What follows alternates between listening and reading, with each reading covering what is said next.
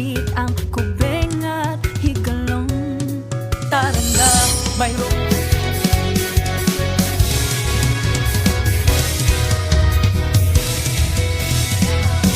Tuloy na tuloy.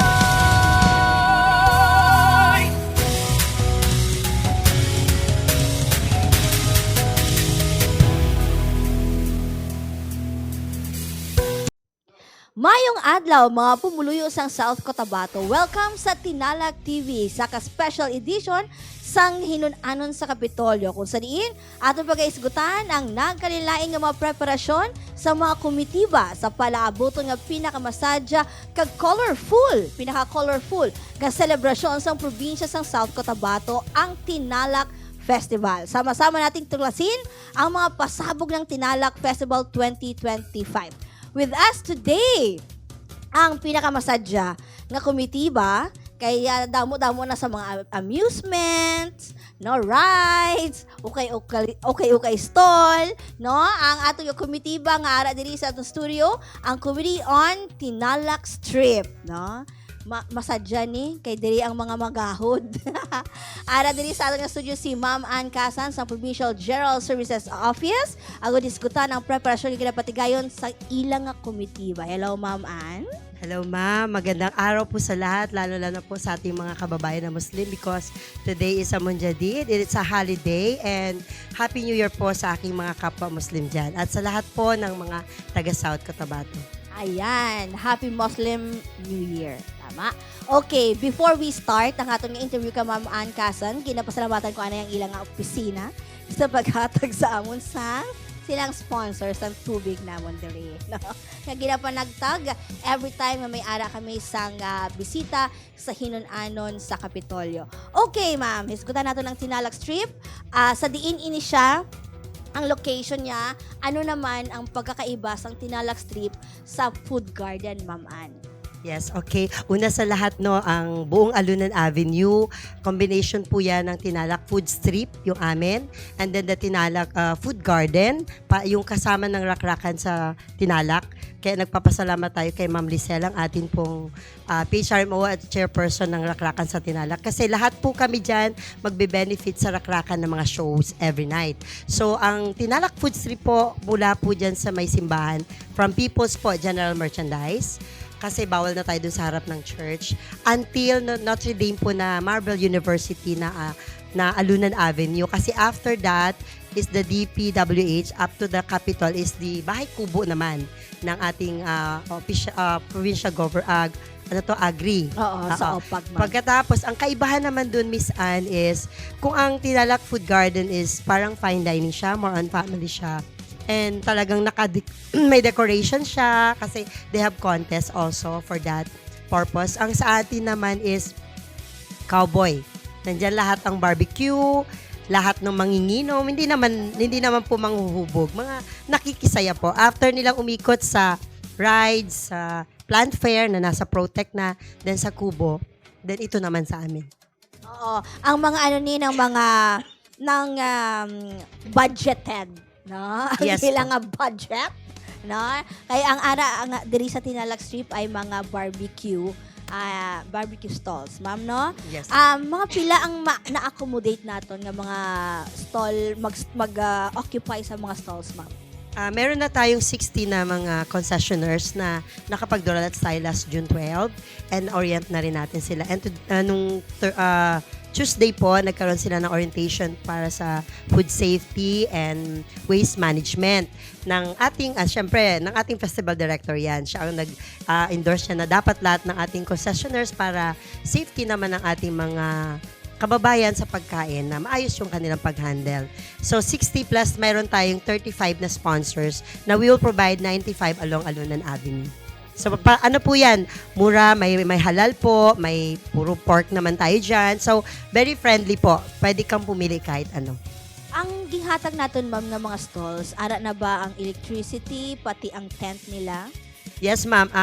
Pag-ingress nila talagang lalagay na lang sila ng food, ayusin na lang nila at their own style because we will provide the water, electricity, yung ilaw nila na meron. Tapos yung saksakan nila, they have their own metro para at least pag mag-trip or masobra naman yung gamit nila, sa kanila lang yung aayusin natin. And also, we'd like to thank the Sukatek 1 and the Coronadal Water District sa pag-provide ng mga connections natin. Talagang partner ng provincial government yan sila. I-shout out ko lang sila kasi ang gagaling nila at ang babait. And at the same time, ang city government of Coronadal always lending us the space at saka yung kanilang garden yan. Talagang mini-make sure natin na may barricades tayo. Nag-provide din sila na talagang hindi matapakan, na maayos pa rin.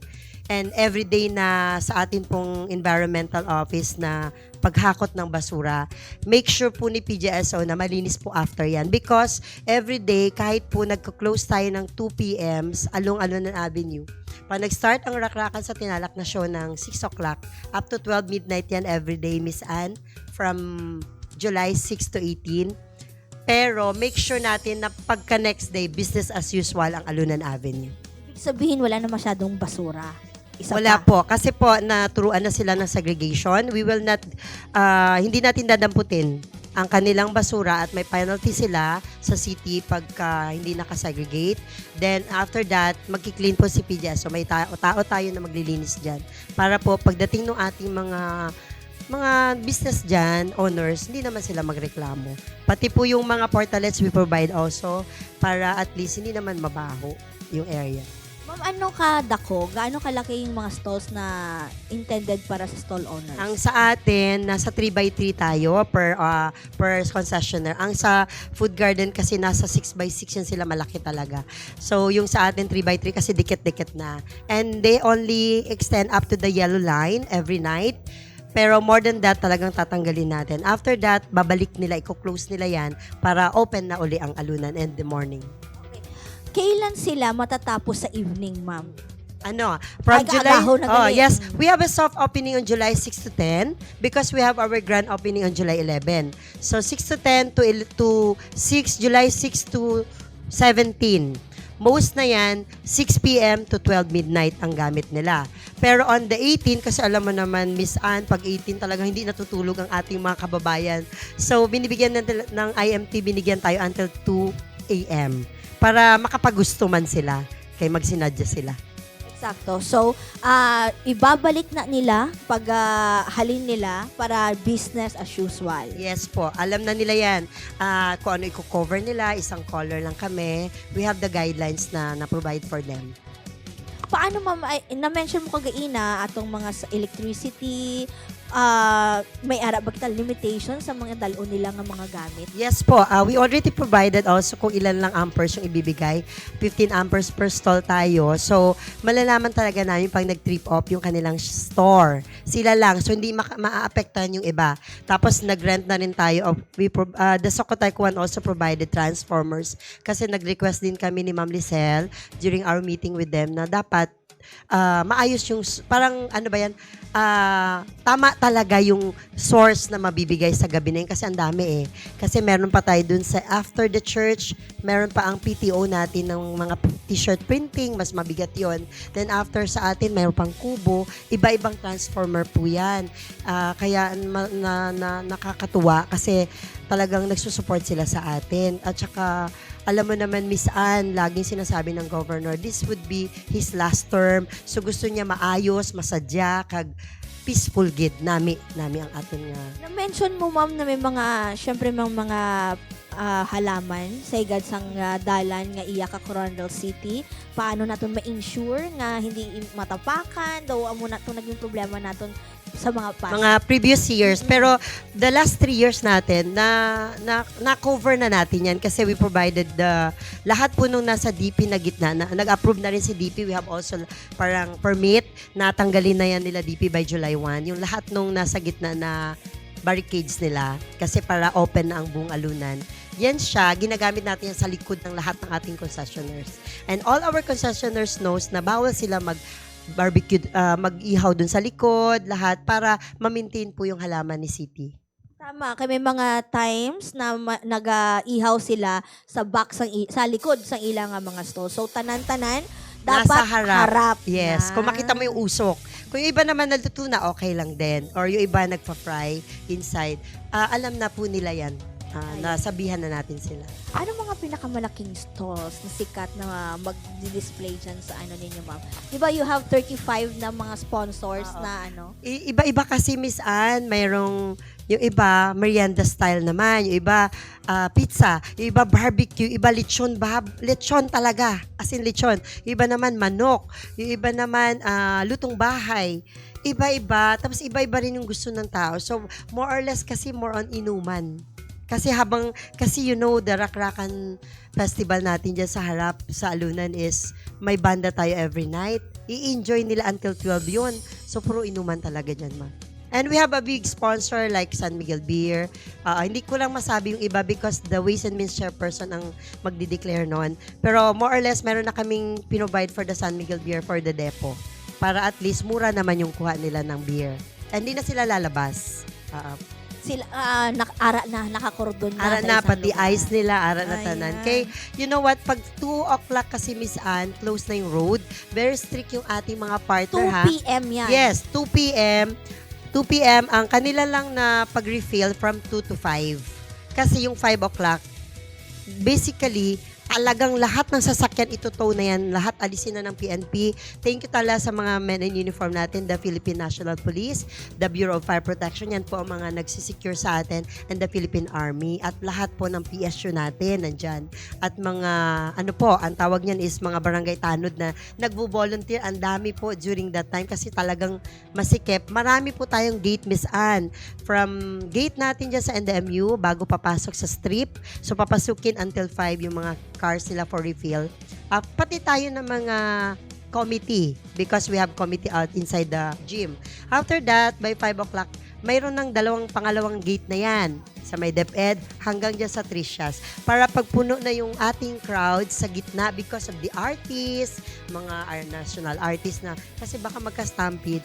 We make sure na pagpuno na stop na dito na sa pangalawa. We will the Rakrakan sa Tinalak Festival headed by Ma'am Lizal Gazo provided us the lead wall for all the concessionaires Tama. outside the area Oo. of the sports complex. Kasi may mga like, for example, may mga tinalak strip na parang ang layo-layo na para makita Opo, ang ara sa stage. So may mga LED wall pa. And this time po, ni-make sure ng festival committee na mas malaki, katulad ng ni-request natin, para cover po yung nasa may DepEd area.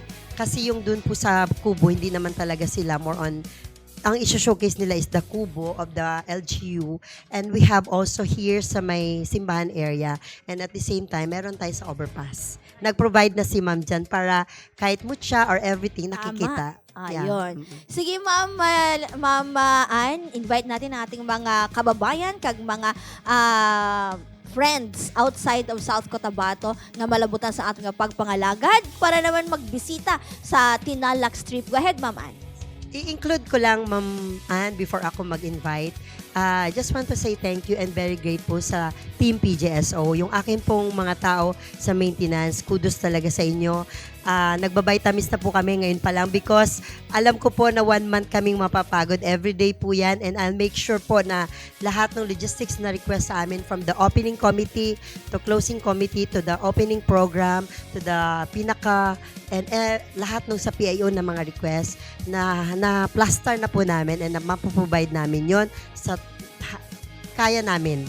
Nabigay naman namin sa inyo, and gusto ko lang sabihin sa kanila na nakikita po ang inyong mga pagod. Alam ng Diyos at alam ng ating top management kung gaano po kayo kasisipag. And I am so proud of you guys, Team PGS. So thank you. And sa lahat po ng ating mga kabayan sa buong South Cotabato, sa ngalan po ng ating mahal na ama ng probinsya, Reynaldo Estamayo Jr. at ang ating Festival Director, sa Rudy Jimenea. And of course, sa lahat po ng committee, chairperson ng ating Tinalak Festival, nandito po kami na ibigay po yung aming lakas at yung mga talent po ng ating mga empleyado para po mabigay ang mas maganda po, mas masaya at mas peaceful po na Tinalak Festival. Invite po namin kayo na magpasyal, wag po kayong mag-alala kahit magulan yan. Marami po tayong silungan. Sana po magsinadya kitang tanan. Thank you so much kay Ma'am Ann Casan sang PGSO. Congratulations. Subong pa lang, no? Para sa preparasyon nila sa Tinalak Festival 2025. Bisitahon ninyo ang Tinalak Strip. Mag-umpisa sa People's General Merchandise, Alunan Avenue, going sa front sang NDMU, no, sa NDMU na ang Tinalak Strip. Okay, sa aton mga tagpalamati kag tumanaw sa official Facebook page ng Provincial Government of South Cotabato, bantayan pagid ninyo ang iban pa nga mga komitiba nga aton mahinon-anon agud i-share man nila ang ila preparasyon may kaangtanan sa nagahilapit nga Tinalak Festival 2025. Ako lagi lamang si Annalise Cabrido, madam nga salamat, mayong adlaw sa tanan. Tuloy na tuloy ang pagdiriwang ng pagkakaisa at kapayapaan. Tuloy na tuloy ang kasiyahan, ang pagpupugay sa kasaganahan. 25 taong pag-asenso, patuloy na umaangat ang South Cotabato. Tiyakin ng buong mundong makisaya. Magsinadya kita sa Tinalak Fiesta. Saludo kami sa iyong pagsisikap. Nakakamangha mga natatangi mong likha. Hindi sumusuko sa hamon ng buhay. Taas noong ipagmalaki ang iyong tagumpay. Tara na, mayroong kakaibang kasiyahang magaganap. Hahatiin mga panaginip at sabay-sabay